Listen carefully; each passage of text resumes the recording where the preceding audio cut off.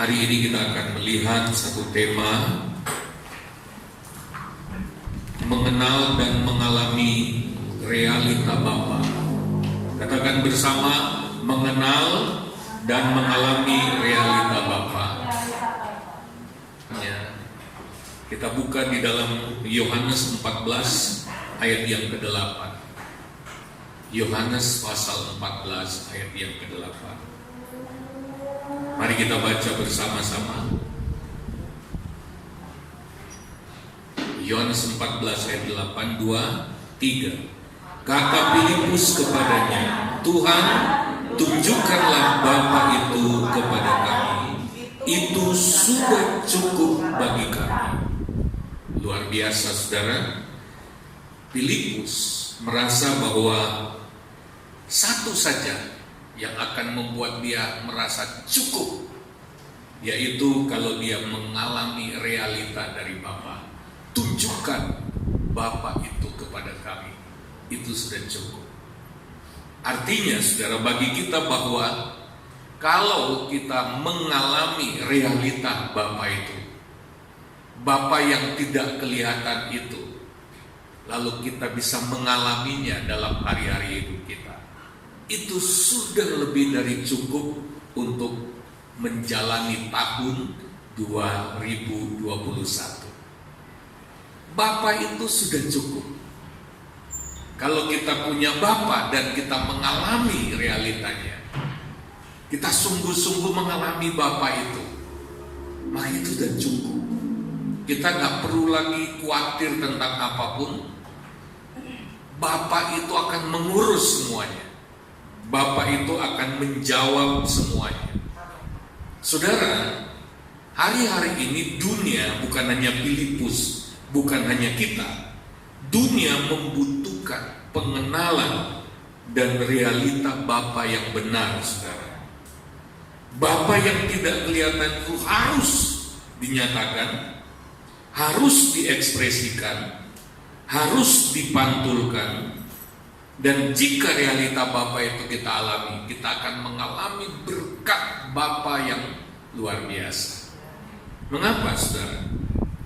Yang pertama, realita Bapa yang benar itu akan mencabut akar utama dari berbagai masalah yang begitu mengerikan dalam hidup ini, dalam dunia ini, yang disebabkan oleh ketiadaan figur Bapa yang benar, saudara.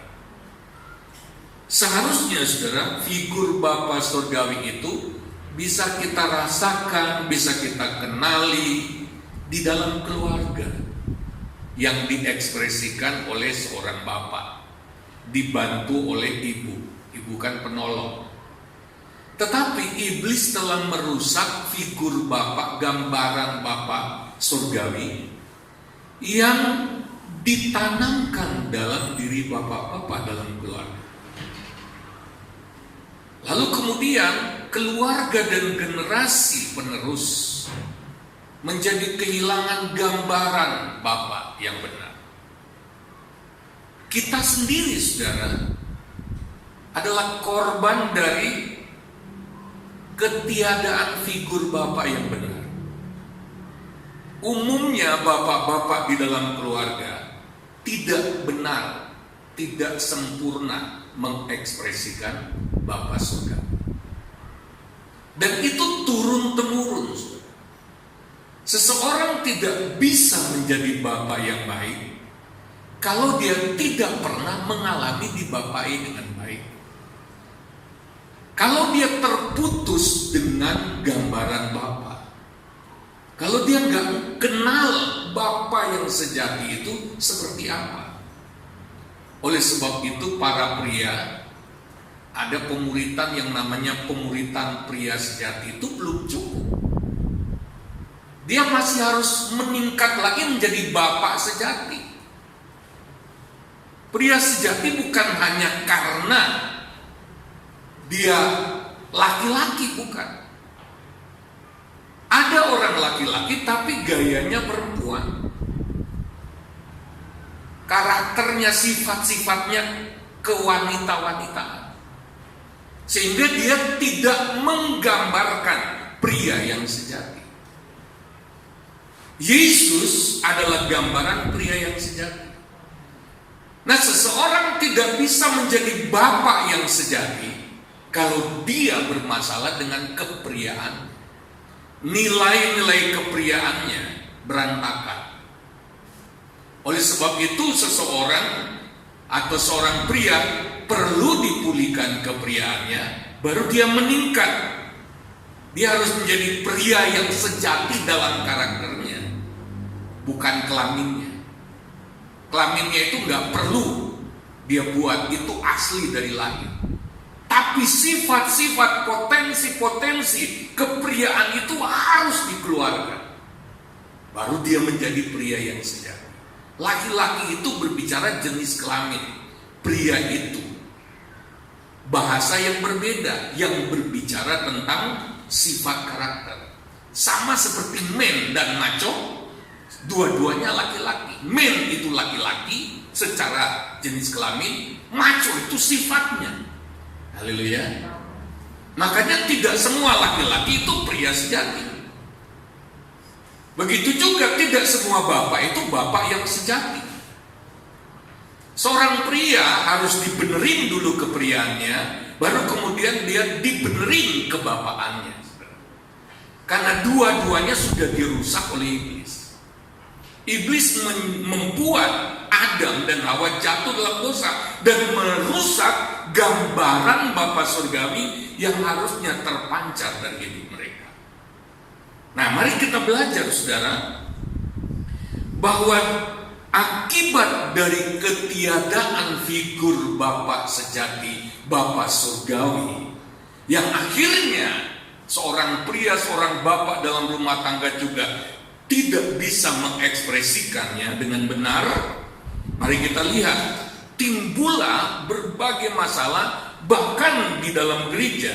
1 Korintus pasal 4 ayat 14 sampai 15. Mari lihat 1 Korintus 4 ayat 14-15. Hal ini kutuliskan bukan untuk memalukan kamu, tetapi untuk menegur kamu sebagai anak-anakku yang kukasihi. Sebab sekalipun kamu mempunyai beribu-ribu pendidik dalam Kristus, kamu tidak mempunyai banyak bapa. Karena akulah yang dalam Kristus, yang telah menjadi bapamu oleh Injil yang kuberitakan kepadamu. Sudah berbagai masalah di dunia berakar pada ketiadaan bapa, termasuk di dalam gereja.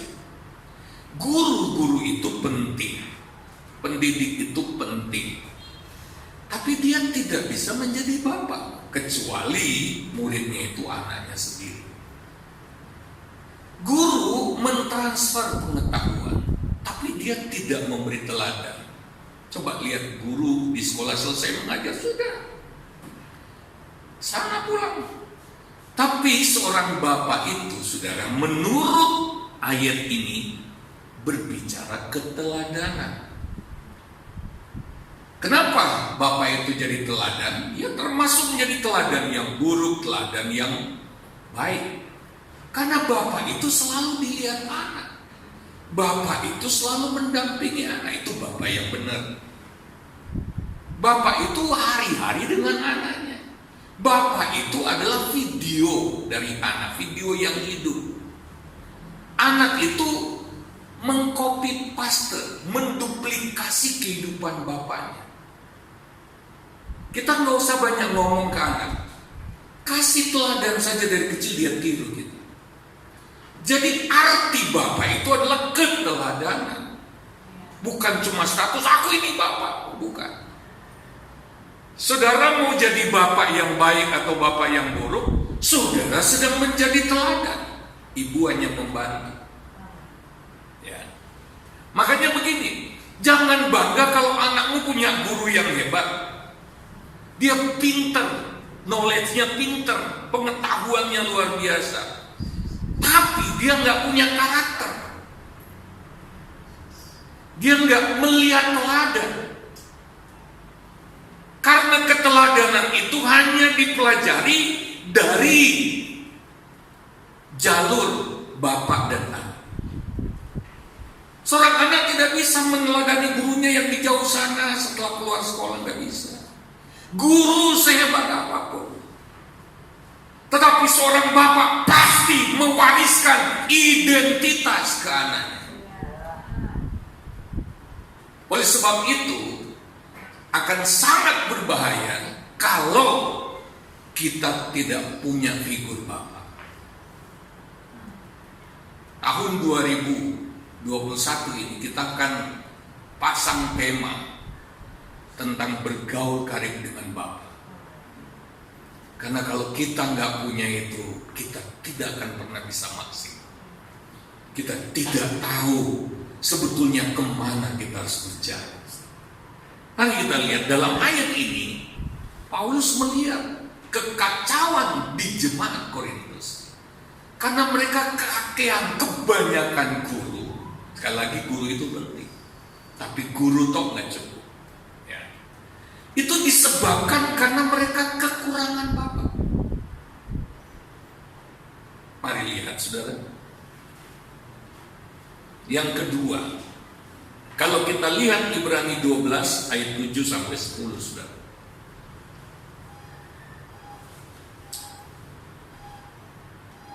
Ini yang ketiga ya. Karena tidak punya teladan, tidak mengajar, akhirnya anak, generasi penerus, dan kita sendiri pernah mengalaminya, kita tidak memiliki aturan disiplin yang benar.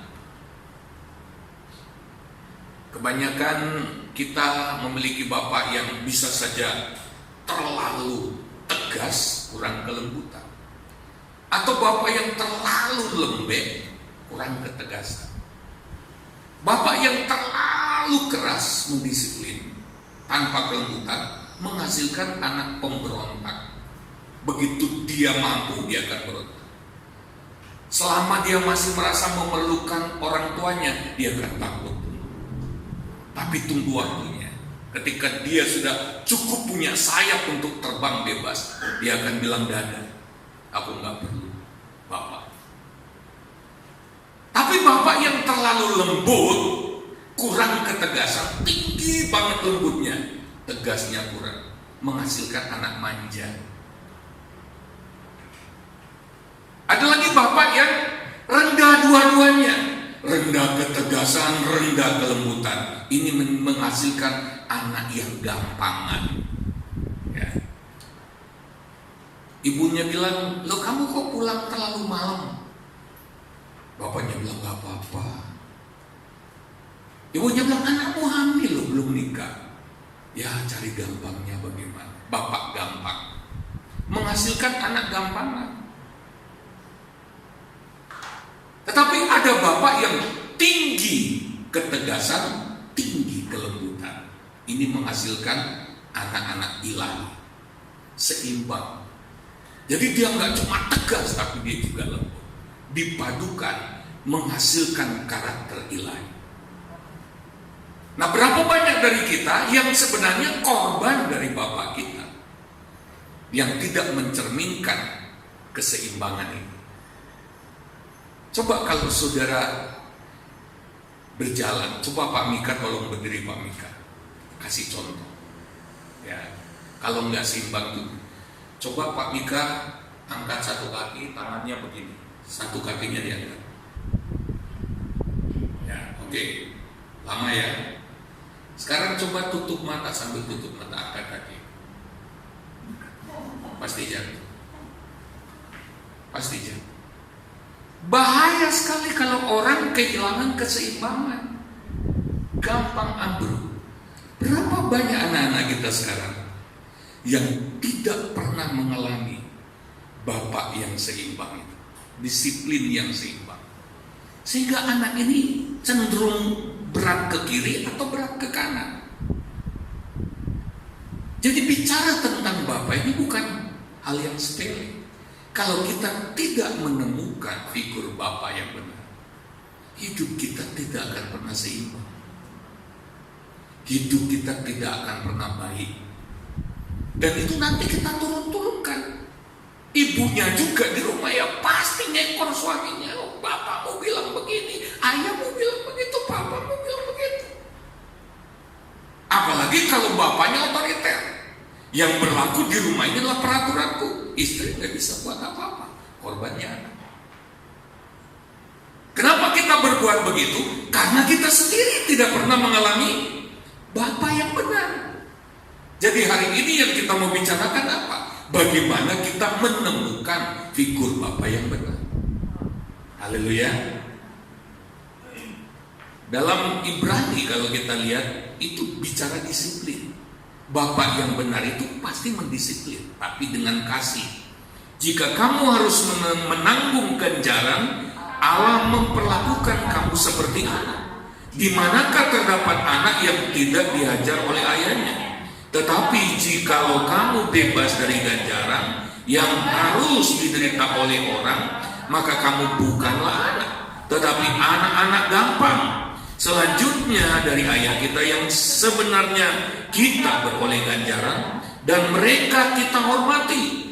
Kalau demikian, bukankah kita harus lebih taat kepada Bapa segala roh supaya kita beroleh hidup? Sebab mereka mendidik kita dalam waktu yang pendek sesuai dengan apa yang mereka anggap baik, tetapi Dia mengajar kita untuk kebaikan kita supaya kita beroleh bagian dalam kekudusannya. Amin. Ini Bapak ada disiplinnya. Ya karena saya masih kecil, jangan. Wow. Mendisiplin anak itu dari sejak dia balita. Disiplin itu artinya melakukan sesuatu yang benar secara teratur. Jangan pelin-pelan. Hari ini empongnya jatuh, dia ambil, taruh ke mulut, kita larang. Tapi 2 hari selanjutnya kita berlaku berbeda. Disuruh popok, lantai baru dipel, bersih. Dari kecil, disiplin atau sifat seorang anak dari balita sudah mulai dibangun. Tentu terukur. Ada ukurannya balita itu bagaimana mendisiplin. Karena disiplin itu akan membentuk atau terbentuk dari pembiasaan. Sesuatu yang dilakukan berulang-ulang. Itu disiplin. Dilakukan teratur. Sesuai kemampuan si anak. Akan agak sedikit telat kalau dia sudah terlalu gede. Di mana karakter kebiasaan itu sudah begitu kuat, baru kita ingin merubahnya. Mengatakan terima kasih. Pada waktu anak belum bisa bicara, memorinya bisa merekam. Dia mendengar orang tuanya ketika minta tolong sama pasangannya, tolong Pak, tolong Ma. Anak itu mendengar. Besok dia akan tiru, tolong, terima kasih Pak, terima kasih Ma, terima kasih, permisi. Itu harus teratur. Disiplin bayi itu adalah dari diri kita. Mendisiplin pendengarannya, rekaman di otaknya tentang hal-hal yang baik yang kita lakukan. Itu pasti tertanam.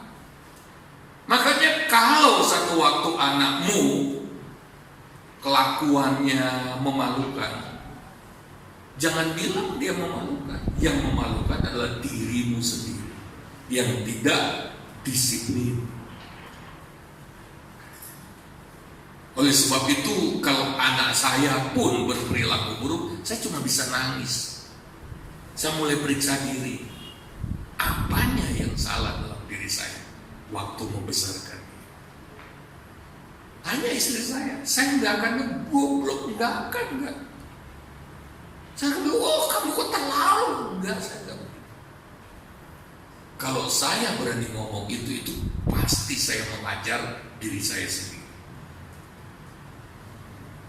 Ini penting sekali, karena kita harus membangun generasi dengan pembapaan yang bersifat ilahi. Ini jawaban untuk dunia. Nanti kita akan belajar. Ini bukan hal yang sepele, bukan. serius. Begitu banyak penderitaan di dunia ini yang disebabkan oleh ketiadaan figur bapak. Contoh saudara, pergaulan bebas remaja, kehancuran moral remaja, remaja yang hamil di luar nikah. Kalau ditelusuri, itu karena ketiadaan bapak.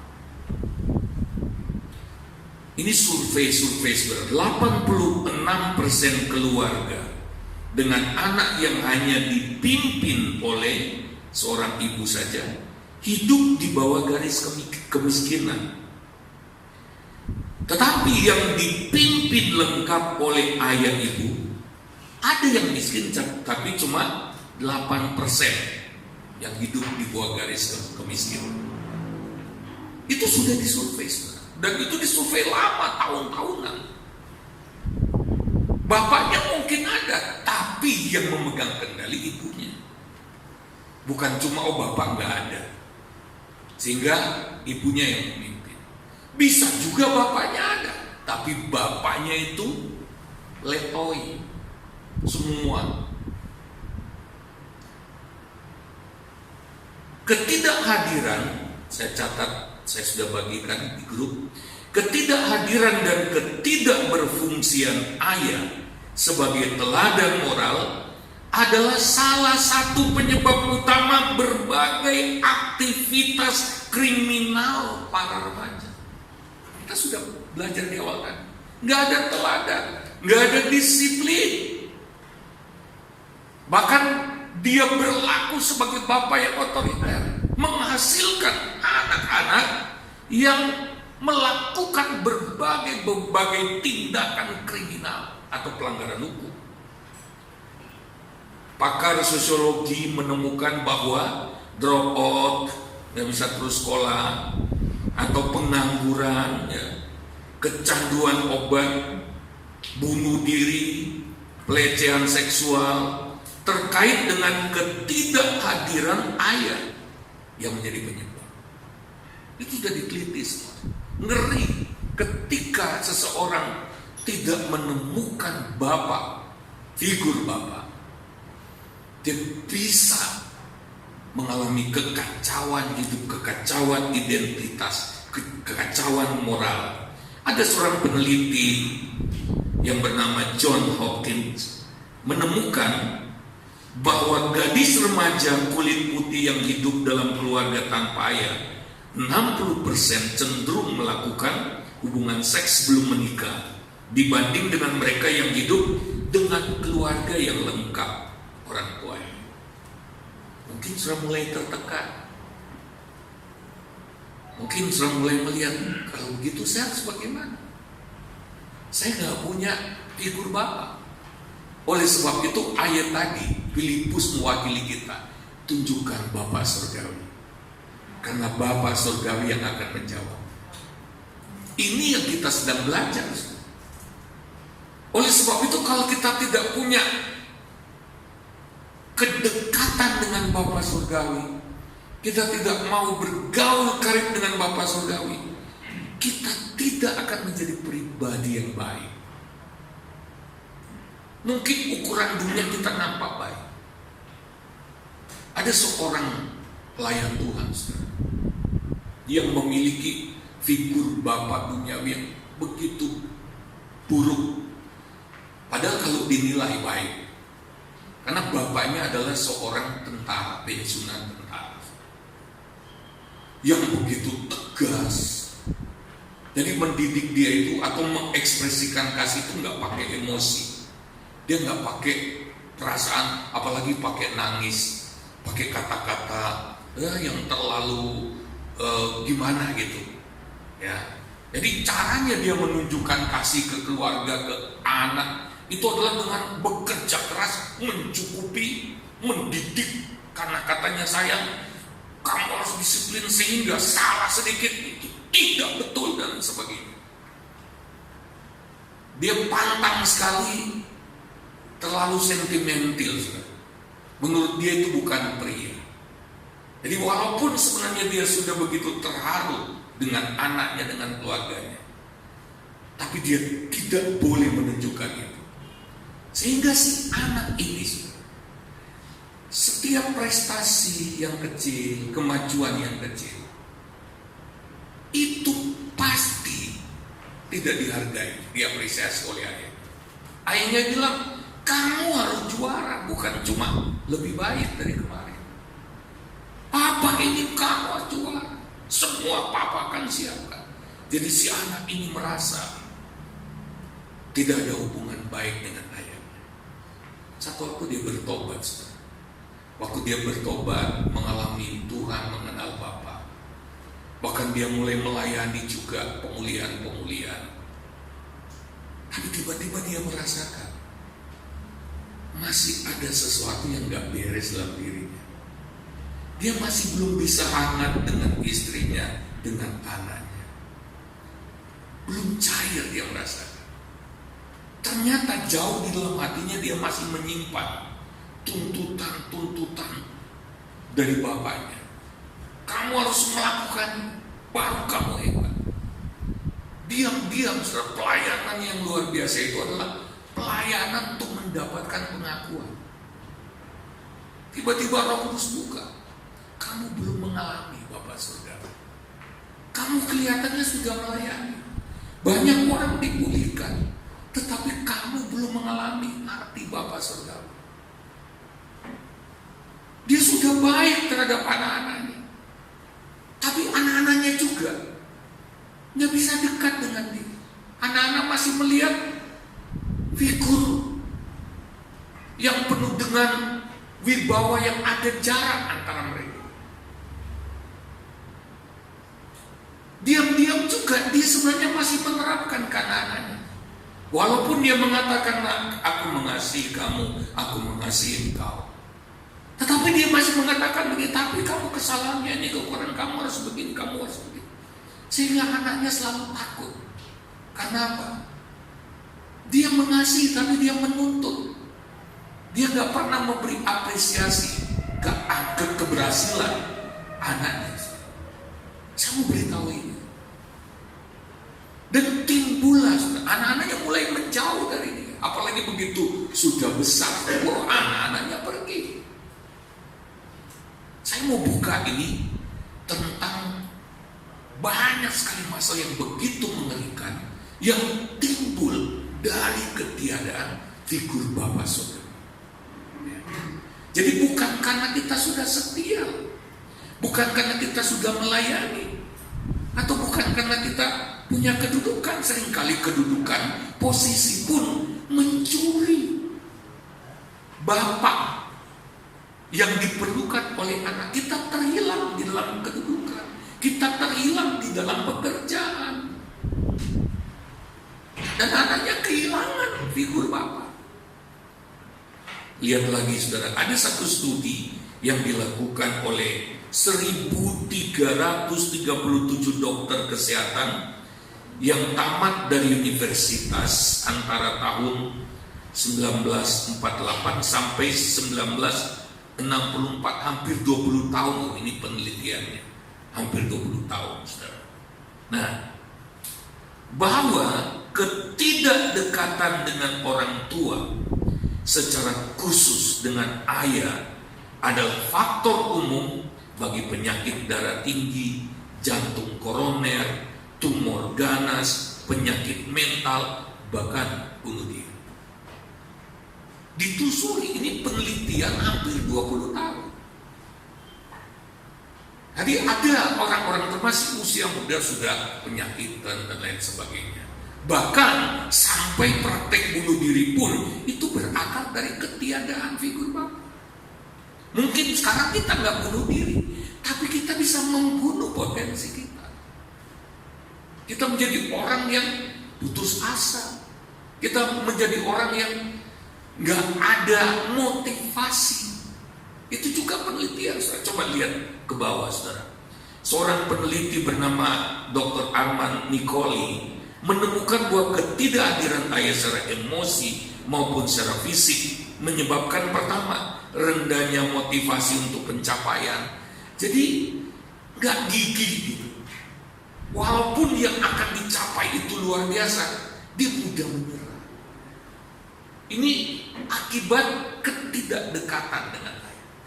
Seorang anak tidak mendapatkan keteladanan dan semangat. Oleh sebab itu, saudara, kita harus mengalami Bapa surgawi. Kenapa? Dunia kehilangan figur Bapa. Karena kita tidak mengalami figur Bapa surgawi. Oleh sebab itu dalam tahun ini kita akan belajar tentang Bapa itu. Kalau kita nggak kenal Bapa, kita tidak akan mengalami Bapa. Kalau kita tidak mengalami Bapa, kita sulit menjadi Bapa. Haleluya. Bisa nangkap maksudnya? Jadi bukan cuma keluar masuk gereja, harus ada pengenalan. Sekalipun kita lahir dengan bapak lahiriah yang buruk, tetapi tetap ada harapan bagi kita untuk bertemu dengan Bapa surgawi, untuk melihat figur Bapa, untuk mengalami Bapa, sehingga kita bisa memiliki kehidupan yang mengalami impartasi hati Bapa surgawi. Solusinya adalah belajar tentang Bapa surgawi.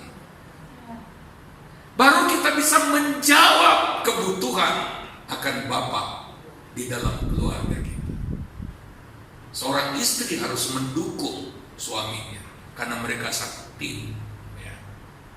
Lalu apalagi saudara, ketidakmampuan untuk membedakan antara kenikmatan sesaat dengan akibat yang akan datang.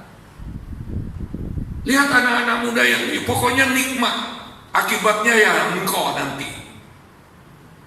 Konsekuensinya terserah. Sampai ada anak pokoknya bunuh dulu. Urusan hukum belakangan. Dia nggak bisa membedakan. Terlalu pendek. Jadi cara berpikirnya nggak dalam. Cara berpikirnya nggak luas. Kemarin kami suami istri mencari tempat untuk pernikahan. Pulang dengan Hansen di mobil. Ketika istri saya begini, di depan Hansen saya harus tunjukkan.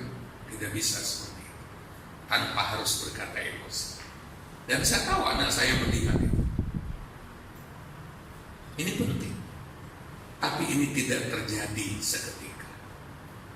Dari tahun kemarin saya sudah punya goal.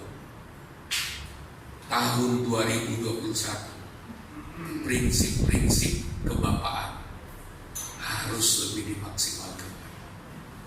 Karena anak-anak kita generasi penerus itu sangat membutuhkan.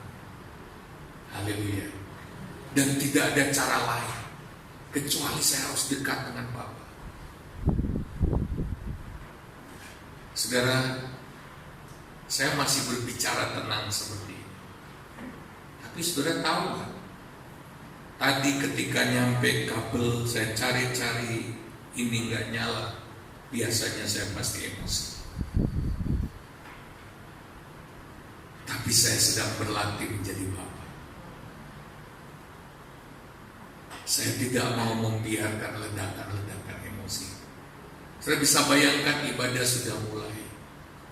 Saya cari kabel dikelumpuhkan di situ. Ini belum turun, ini belum nyala. Ibadah sudah berlangsung.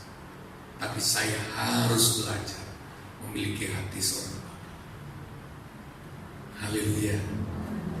Itu gak datang seketika, saudara. Saya sudah latih itu dari tahun yang lalu.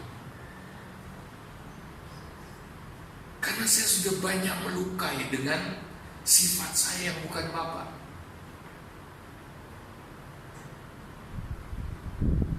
Ada kalanya tanpa kata-kata, tapi saya bisa melukai. Dan kalau terus-menerus seperti itu, tidak akan ada hasil yang maksimal. Maka kita harus belajar. Mari bergaul dengan Bapa surga, supaya kita menjadi pribadi yang ilahi. Saya bilang amin. Apa yang kurang dari Bapakmu yang dunia itu? Apa yang tidak pernah diberikan oleh Bapamu secara lahiriah, Bapa di surga sanggup berikan. Masalah dalam hidup kita itu hanya berakar dari situ. Karena ada banyak kebutuhan yang kita perlukan, itu hanya berasal dari Bapa surgawi, dari kehadiran seorang Bapa. Juga rendah diri, saudara, cenderung rentan dipengaruhi oleh kelompok dan melakukan pelanggaran hukum. Ya. Itu karena apa? Ketidakdekatan. Anak merasa terpental dari sisi ayah. Yang keempat, saudara, mari kita lihat Maliaki 4 ayat 5 sampai 6. Akibatnya kalau kita nggak menemukan Bapa. Mungkin kita sudah berjuang, saudara, tapi kita masih gagal. Karena ada hukum lain, ada prinsip-prinsip lain dalam diri kita yang selalu menjegal kita. Ada pendirian-pendirian yang nggak pas dari figur Bapa surgawi. Mari lihat Maliaki 4 ayat 5 sampai 6. Sesungguhnya aku akan mengutus Nabi Elia kepadamu menjelang datangnya hari Tuhan yang besar dan dahsyat itu. Maka ia akan membuat hati bapak-bapak berbalik kepada anak-anaknya dan hati anak-anak kepada bapak-bapaknya, supaya jangan aku datang memukul bumi sehingga musnah, saudara. Dalam bahasa Inggris bukan memukul bumi hingga musnah, tapi mengutuki. Bumi penuh dengan kutukan. Kutukan apa saja? Kutuk perceraian terjadi di mana-mana. Anak-anak muda yang rusak moralnya, kejahatan, kriminalitas. Bumi menjadi rusak, terkutuk. Dan hanya bisa diatasi kalau hati Bapa berbalik ke anak.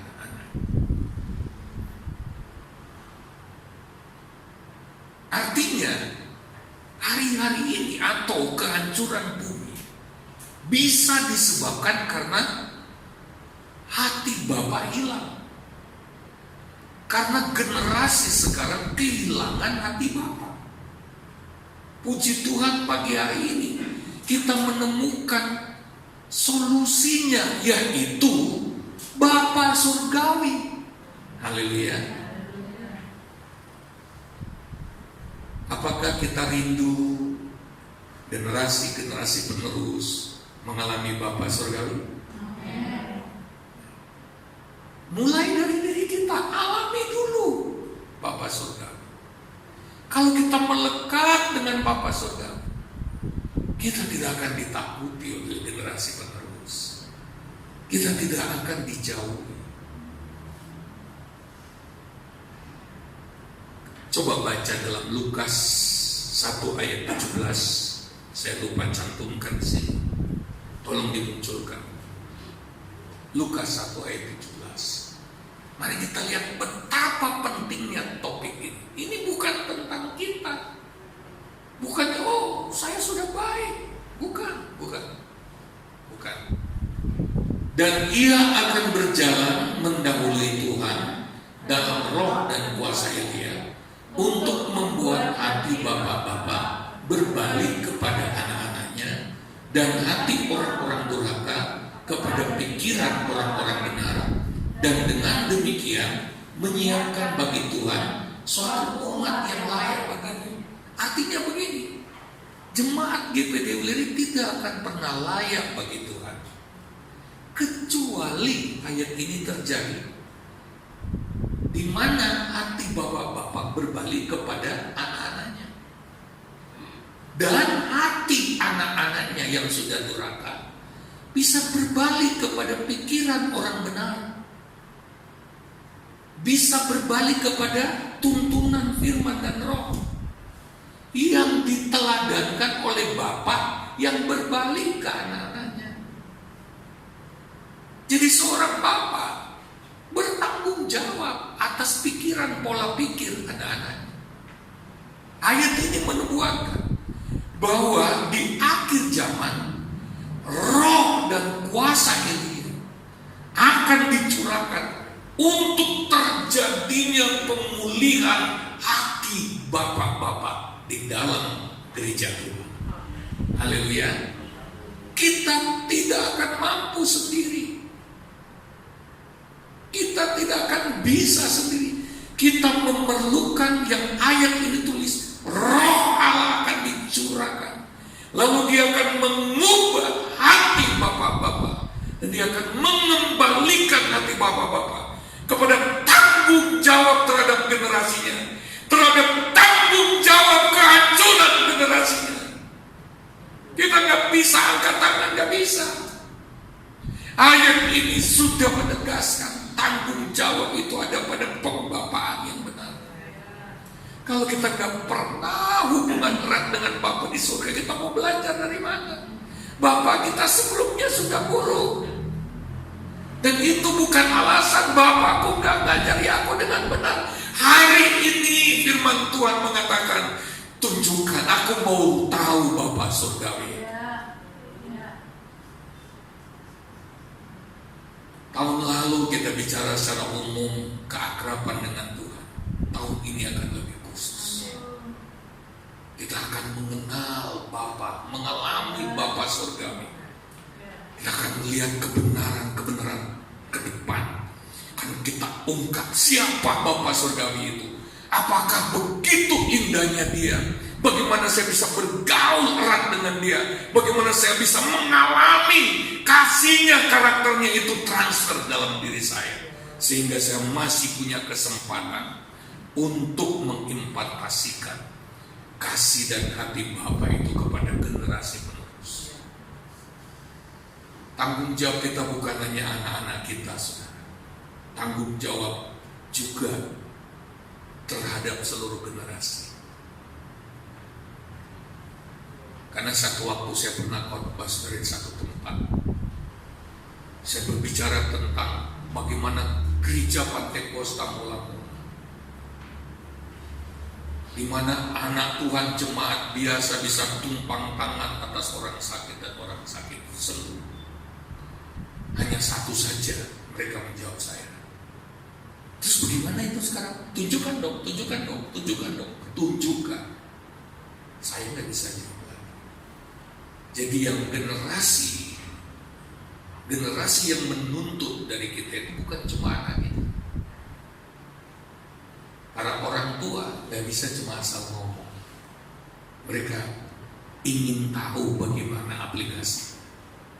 Nah, kalau kita tidak pernah mengalami kasih Bapa, kalau kita tidak pernah mengenal lebih dalam Bapa itu, terus bagaimana kita bisa meneladankan? Kita tidak alami, kita buta.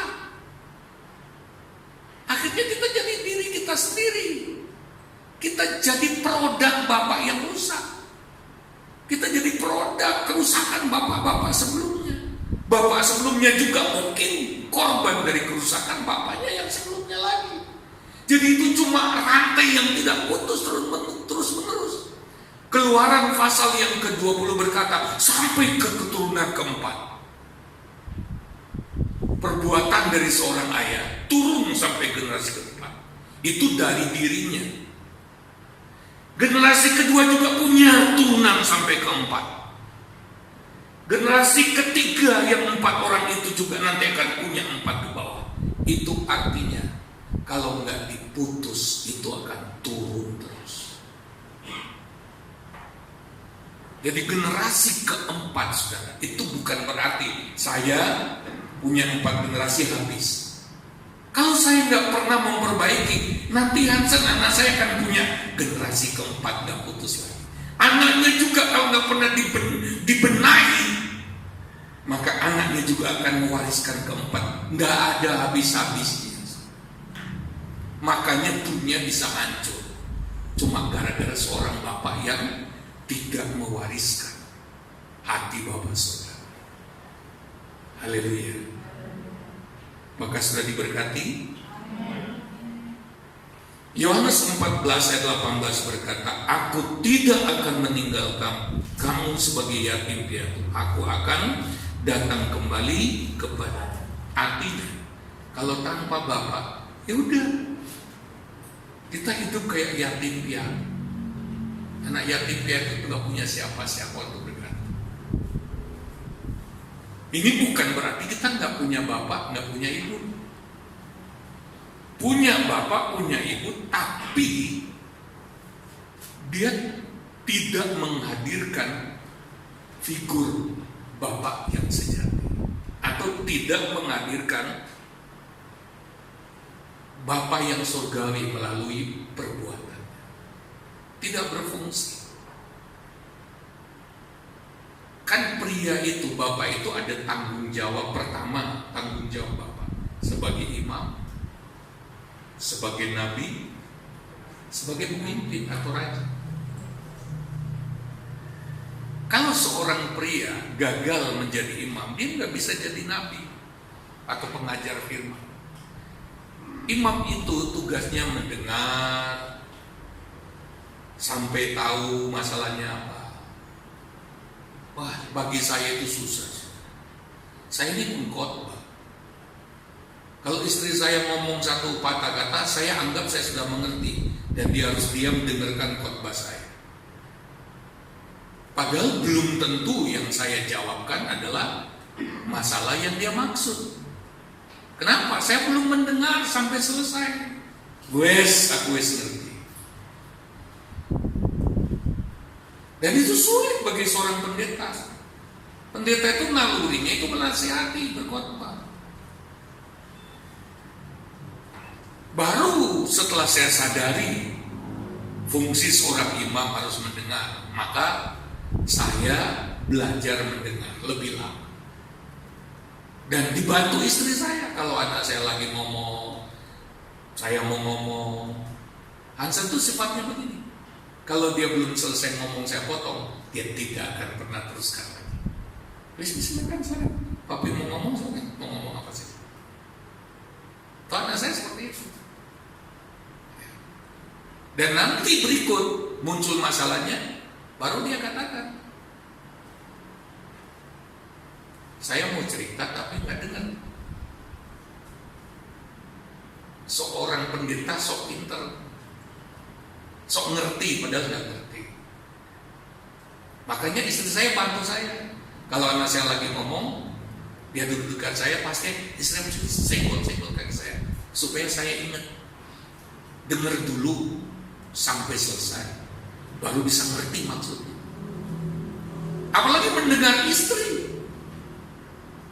Istri itu mau minta tas saja dia baru bengok-bengok. Saya kira itu uang kita ada berapa ya? Muter-muter pergi pasar, diem tapi natap terus tasnya di situ, nggak ngomong tapi. Padahal katanya pergi ke mall mau beli barang yang ini, padahal di pikirannya ada sesuatu yang lain. Nah, seorang istri itu pakai perasaan, mau ngomong itu nggak langsung to the point. Seorang pria itu harus pintar menggali maksudmu apa. Sudah digali, dengarkan. Itu imam. Yang kedua, tugas imam melayani. Itu tugas imam, mendoakan. Kalau kita terus jadi nabi cuma ngomong firman doang, kan saya pernah mengalami ibu gembala dan anak saya di belakang saya, karena dia tahu ini cuma khotbah, tapi apinya belum menjadi imam. Ketika seorang pria menjadi imam, melayani, kata-katanya akan lebih berkuasa untuk didengar. Haleluya. Karena sudah ada teladan lebih dulu. Kalau dua hal ini sudah muncul, jadi imam, jadi nabi yang ngajar firman dengan baik. Di samping kata-kata, memang di teladan sudah kelihatan kepala rumah tangga ini melakukan firman. Karena apa? Dia sudah terhubung dengan Bapa Surgawi. Bapa Surgawi selalu impantasi dia. Dia nggak lepas dari hubungan ke atas ini. Sumbernya itu terus melimpah, sehingga gampang saja dia menjadi imam jadi nabi. Kalau sudah begitu saudara, jadi pemimpin lebih gampang. Nggak perlu pakai teriakan, nggak perlu pakai otoriter. Karena anak istri akan mengikuti pemimpin yang ilahi. Haleluya. Haleluya. Nggak sesederhana yang kita pikir ya. Tapi kan yang penting bergereja. Sejak Desember kemarin, yang doa pagi saja mulai merasakan topik ini. Mulai merasakan pemulihan. Itu mengalir begitu saja. Karena hati Tuhan sedang ada di sini. Terserah kita mau respon atau tidak. Kalau kita mau baik di tahun 2021 ini, udah nggak perlu banyak strategi. Strateginya kenal Bapa. Haleluya. Kalau kita kenal Bapa, ada banyak masalah bisa selesai. Kalau kita nggak punya Bapa, akhirnya kita menderita kekosongan. Mari lihat saudara. Itu tadi loh, fungsi-fungsi Bapa: menghargai, mendorong, mengasihi, mengayomi, memberi disiplin. Itu semua harga penghargaan yang diberi ke seorang anak. Identitas. Kenapa saudara? Karena anak itu bingung. Ya kalau dia lihat bapaknya nggak benar, dia bingung. Tapi kalau bapaknya benar, dia bangga mengatakan, saya ini anak Pak James. Haleluya. Kehidupan seorang bapak memberi identitas ke anak. Identitas rohani, moral. Jadi kalau dia bergaul, orang tanya, orang akan cari tahu. Zaman sekarang orang tua saudara cari tahu calon mantunya. Kalau dia takut akan Tuhan, dia akan cari tahu kehidupan spiritual anak ini gimana. Caranya adalah apa? Tanyakan orang tuamu siapa, di gereja ngapain, setia enggak. Karena itu akan memberi identitas ke anaknya secara spiritual. Oleh sebab itu, di mana-mana anak-anak rohani, kami kalau ketemu, begitu bangganya. Di aku kayak di depan orang, ini opa saya, ini oma saya. Apalagi kalau mereka tahu kami ada di lingkungan di mana kami diapresiasi, mereka nggak malu mengaku ini opa saya, ini oma saya. Karena itu bicara identitas. Oh, kamu punya opa oma yang pendeta ya? Oh iya. Harapannya adalah ini anak juga rohani. Karena opa omanya pendeta. Padahal belum tentu juga. Kecuali figur Bapak Surgawi itu muncul. Haleluya. Sekali lagi, tanpa figur Bapak, seorang anak akan mengalami kekosongan. Nah, mari kita lihat secara cepat. Saya sampai di sini dalam topik yang satu ini. Kosong kasih tanpa syarat dari orang tua. Ini yang paling diperlukan. Sebab kalau saudara mengasihi anak pakai syarat, kalau kamu nggak naik kelas, kalau kamu nggak berprestasi, maaf. Sehingga anak ini akan menjadi anak yang terus mengejar apa yang mungkin dia nggak mampu kejar. Karena bapak ibunya mengasihi dia pakai syarat. Bapak surgawi nggak pakai syarat waktu mengasihi kita. Makanya hari ini balilah kepada Bapak surgawi. Mulai dari sekarang, mulailah akrab dengan Bapa Surgawi. Ketika engkau duduk sendiri, yang ada di situ adalah Bapa Surgawi yang menjagamu, yang sering kita cueki. Kosong otoritas,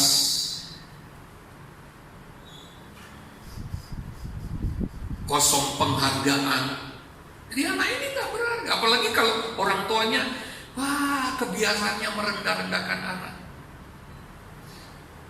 Kalau anak gagal sedikit, yang diunge-unge, yang diunyek-unyek kegagalannya bukan yang baik. Dulu saya juga begitu. Makanya anak saya pernah kepahitan sama saya. Karena yang saya tuntut dia harus ranking 1. Kalau cuma nilai 90, 2 bulan gak akan dapat. Sampai anak saya mulai kesulitan dan pernah takut pulang. Karena saya cuma melihat kekurangannya. Saya nggak seimbang. Anak butuh pertama-tama keberhargaan diri anak harus dia dapatkan dari dalam rumahnya, dari dalam keluarga. Haleluya. Kosong perhatian dan kepedulian, kosong keteladanan, kosong kepercayaan. Anak juga ingin dipercaya. Berilah kesempatan anakmu gagal, daripada dia tidak pernah mencobanya dan tidak belajar sesuatu. Dia nggak pernah belajar, kenapa dia gagal? Biarlah dia melakukan sesuatu dan belajar dari kegagalan. Karena orang yang berhasil bukan orang yang tidak pernah gagal, tapi orang yang terus mencoba, dimotivasi, didorong, sampai satu waktu dia berhasil. Karena saya ceritakan lagi, ketika anak saya mau kuliah, itu bukan jurusan yang dia sukai. Sebenarnya dipaksa oleh omnya. Kamu mau ke musik, gak ada prospek, masuklah dia ke pangan. Jongkok sebetulnya. Begitu masuk mendaftar, kami punya keluarga, punya dosen di Unika yang dekat, yang mau jujur berkata, begitu masuk, langsung saya dari situ. Kamu ini, kalau diumpamakan besi, kamu itu besi karakter, melawan orang-orang yang baja. Tapi yang baja itu, kalau nggak diasah, juga nggak bisa jadi pisau. Kamu walaupun besi karakter, perlu diasah, itu motivasi yang luar biasa. Artinya begini, kamu harus ekstra. Saya sudah tahu, anak saya nggak bisa maksimal di pangan. Nah saudara, tetapi itu yang kemudian diasah. Saya terus dorong. Ketika dia kembali ke musik, saya dukung. Ketika dia nol, saya nggak rendahkan. Karena saya ingin anak saya belajar dari kegagalan juga. Dia harus merasakan itu. Haleluya. Rugi nggak rugi, sudah rugi. Tetapi berapa sih uang kerugian dibanding saya merusak mental anak saya? Mental anak saya itu lebih bernilai dari uang yang hilang. Dia harus tetap punya mental itu untuk bangkit kembali. Jadi tidak ada kata-kata merendahkan. Ya. Mari kita belajar jadi seperti Bapa surgawi. Haleluya. Dan akibatnya saudara, kalau kita lihat ya, akibatnya kalau terjadi kekosongan, anak nggak dapat semua yang dia perlukan dari bapaknya, maka dia akan haus identitas atau haus jati diri. Saya mau jadi seperti apa? Jadi seperti Bapak. Oh no. Kalau dia bisa lahir kembali, saya nggak mau memiliki Bapak seperti dia. Tapi saya harus jadi seperti siapa? Inilah yang kemudian membuat gambar diri anak rusak, lalu mencari idola di luar. Dan akhirnya ketemu idola yang gak benar, idola yang bukan anak Tuhan, artis bintang film, bintang sinetron, yang tidak mencerminkan karakter Bapa surgawi, hanya mencerminkan kemewahan, model rambut, model mata. Tidak ada lain-lain. Yang diidolakan itu mengidolakan fisiknya saja. Suaranya juga gak bisa ditiru. Tetapi anak ini menjadi aneh karena meniru. Yang berikut, haus diterima, dihargai, dan dikasihi. Ini hati-hati. Kalau seorang anak tidak mendapatkan ini di rumah, siapapun di luar yang menerima, mengasihi, menghargai dia, akan merebut dia dari tangan kita. Hati-hati. Pergaulan. Atau yang ketiga saudara, ini yang paling buruk. Ketika ada orang karena dia sudah begitu lama hidup tidak dikasihi, sering dihina, tidak dihargai, tidak diterima, giliran ada orang yang mengasihi dia, jatuh cinta sama dia, marah. Dia apa-apa karena sudah tertanam dalam dirinya, saya ini nggak punya sesuatu yang bisa dihargai, nggak punya sesuatu yang membuat saya bisa dicintai. Kok kamu berani-berani nyatakan cinta? Kalau dia seorang cewek, dia akan sulit untuk membangun relasi. Kenapa? Terlalu lama dia hidup dalam lingkungan di mana dia nggak pernah dihargai, nggak pernah dicintai, nggak pernah dipuji, nggak pernah diapresiasi. Sehingga ketika ada orang coba memberikan itu sebuah keanehan. Apa-apaan ini? Apa kamu mau mempermainkan saya? Kamu bego apa? Bodoh. Jadi orang aneh. Ingat,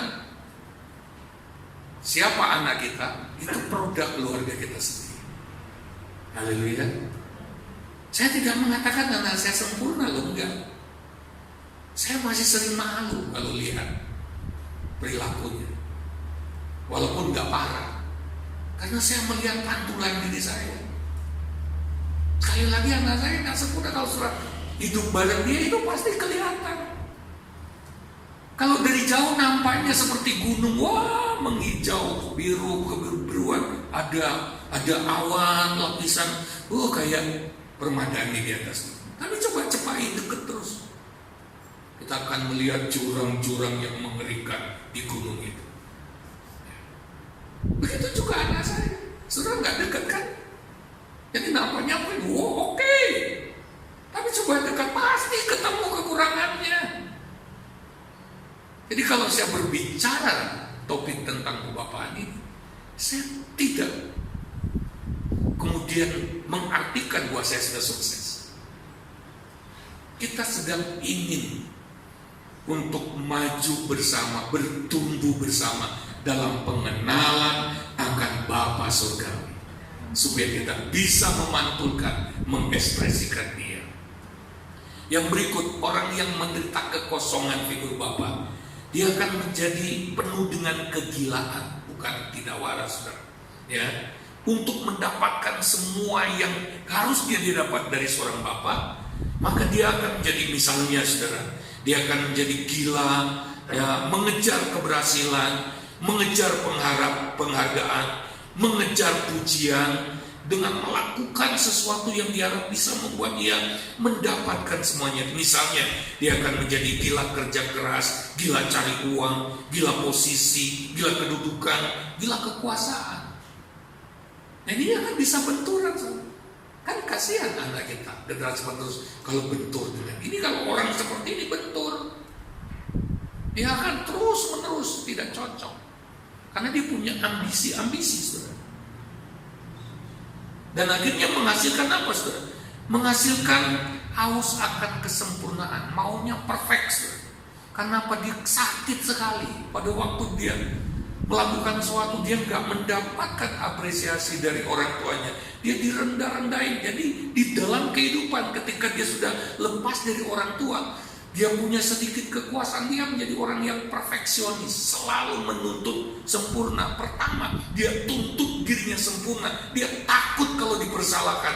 Akhirnya dia juga tuntut orang lain harus sempurna. Dia mengukur menuntut orang lain sebagaimana dia menuntut dirinya sendiri. Ya. Nah, sifat perfeksionis ini, saudara, dia selalu berpusat kepada penampilan, bagaimana tampil sempurna. Ya. Dan ini nanti akan menyebabkan orang ini suka pakai topeng.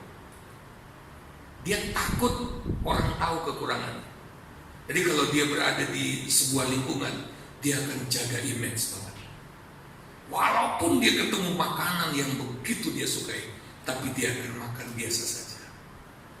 Padahal pulang rumah dia akan cerita mungkin sama, tadi itu di pesta, di rumah sana aku ketemu dengan makanan kesukaan, tapi aku malu untuk makan banyak. Pingin tambah tapi malu. Kenapa? Dia harus jaga image. Dia nggak bisa jadi dirinya sendiri. Dia harus menutupi rapat-rapat. Orang harus melihatnya sempurna. Betapa beratnya hidup seperti ini. Karena keberhargaan saya bukan terletak di pakaian saya semata. Bukan berarti pakaian gak penting, bukan. Keberhargaan diri saya bukan dari penampilan lahirnya, bukan. Keberhargaan diri saya itu ada di harga yang Tuhan beri ke saya. Haleluya. Jadi bukan yang ditampilkan. Yang ditampilkan itu bisa cuma topeng, tapi dalamnya kalau hancur remuk, tidak ada gunanya. Apakah saudara masih mendengarkan saya? Nah, yang buruk itu adalah orang perfeksionis, orang yang selalu ingin sempurna, ini dijauhi. Karena orang selalu was-was. Sudah baik, tapi cuma karena nggak sesuai, langsung diunyah, waduh, ya kayak monster. Dan yang lebih buruk itu emosi. Orang yang selalu ingin sempurna, kalau hasilnya yang dapat dia meledak. Kenapa dia harus meledak? Itu untuk membentengi dirinya, terbawa yang dia alami di dalam keluarga. Saya kalau salah sedikit, langsung.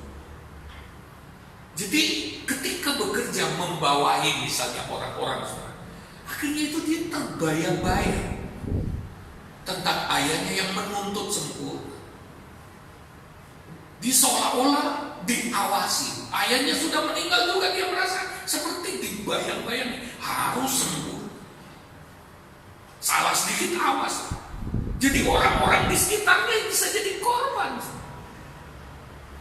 Untung papa saya tidak seperti itu. Kalau papa saya seperti itu, tiap hari saya pasti ujungnya istri saya. Efeknya panjang banget. Ya.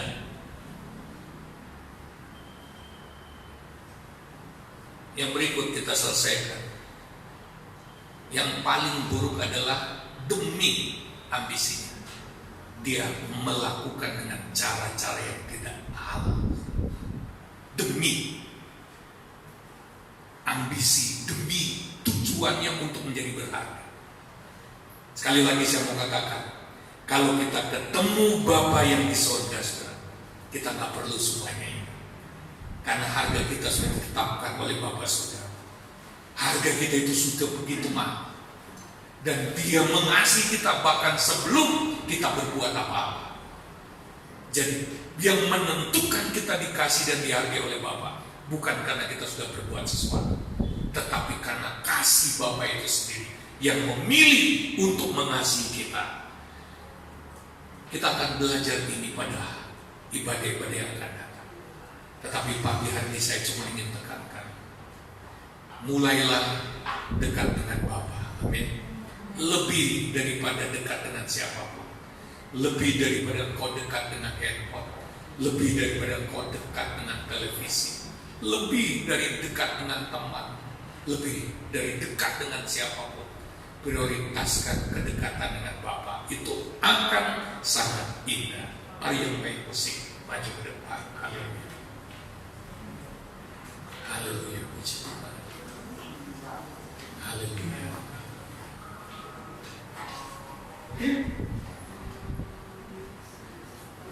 Nyanyikan Bapa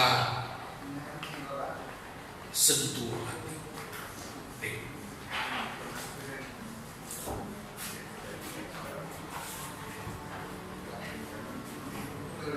Bapa sentuh hatiku, ubah hidupku menjadi yang baru. Kemas yang murni, kau membentuk rencana hatiku.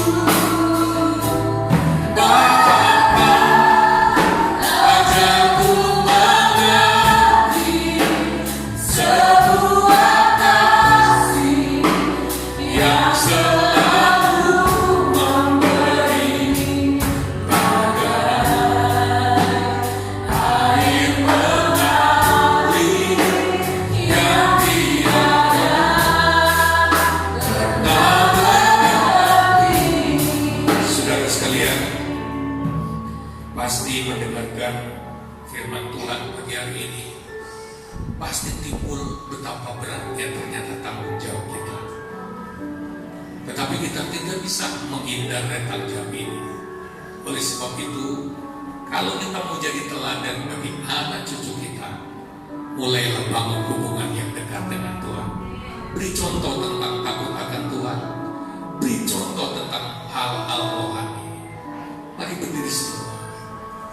Oh Bapa, satu hati ku hidupku menjadi yang baru, bagai emas yang murni yang bertumbuh menjadi hatiku.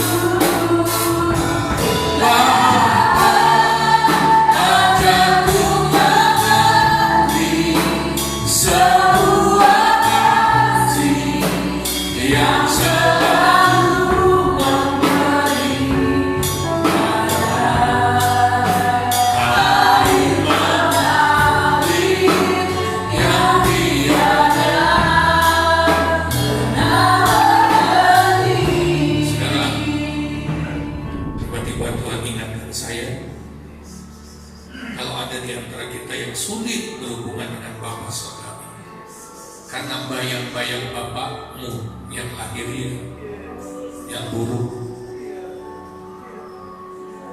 Bapakmu juga hanya korban. Oleh sebab itu, saat ini Tuhan meminta engkau mengampuni Bapak. Bapak di surga gak mirip seperti itu. Saya kasih waktu.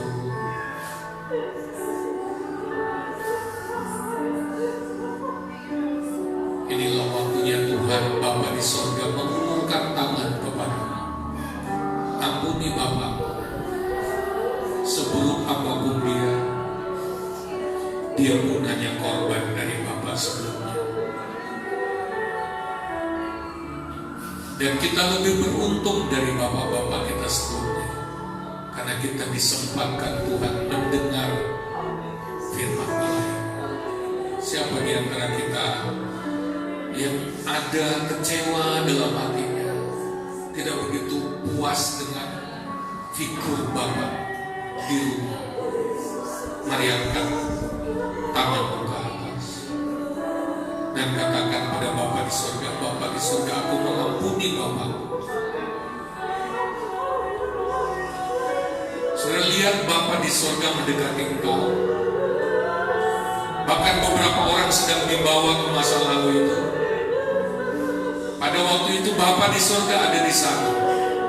Tapi karena kita belum berbalik kepadanya, kita tidak merasakan dia ada.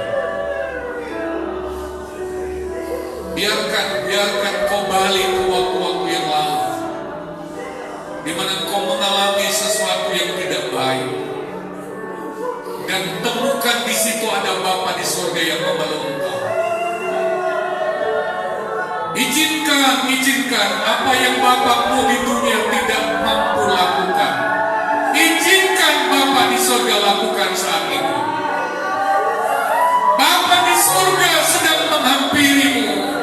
Inilah waktu yang berharga bagimu.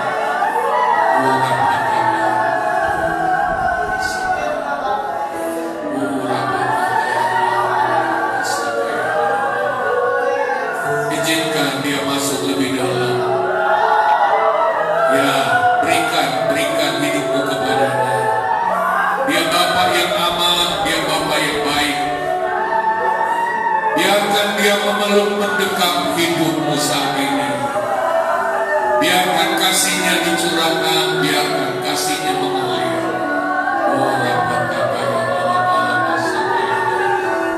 Bapa,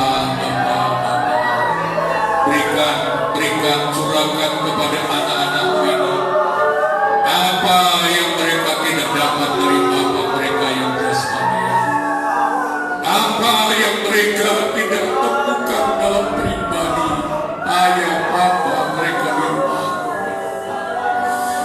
Pagi hari ini Engkau mau berikan itu pada yang sungguh-sungguh berlari kepada, yang sungguh-sungguh menerima undangan-Mu ya Bapa, yang sungguh-sungguh Tuhan berlari kepada.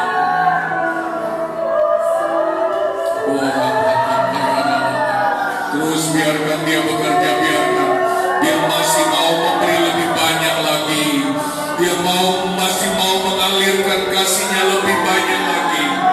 Haleluya, ini jam yang sangat penting antara engkau dan Bapa-Mu, Bapa surgawi-Mu. Haleluya, haleluya, haleluya, haleluya Bapa, haleluya. Dia baik, dialah jawaban hidupmu. Ya, haleluya Bapa, haleluya, haleluya,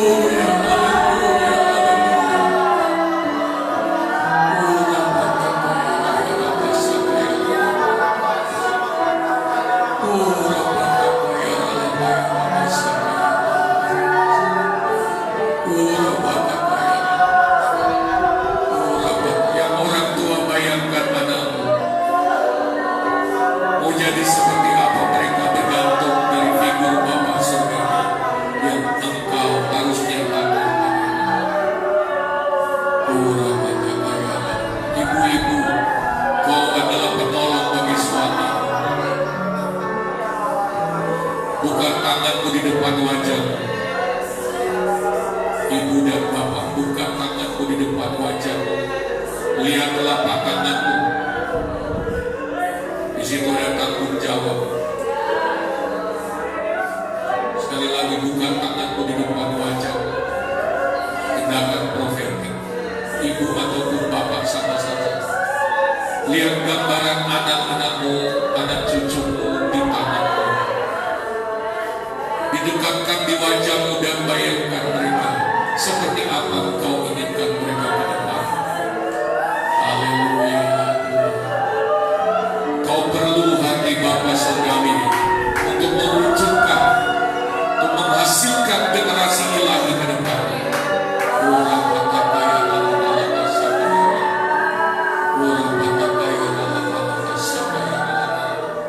Terima kasih Bapa. Terima kasih. Katakan bersama saya, Bapa di sorga, aku mengampuni kekurangan, kelemahan dari Bapa jasmani kami di dalam keluarga kami. Saat ini kami bersyukur boleh mengenal Bapa surgawi. Kami mau lebih dalam lagi mengalami hati dan kasih Bapa surgawi, supaya kami bisa mengekspresikannya kepada orang lain. Dalam nama Yesus, haleluya.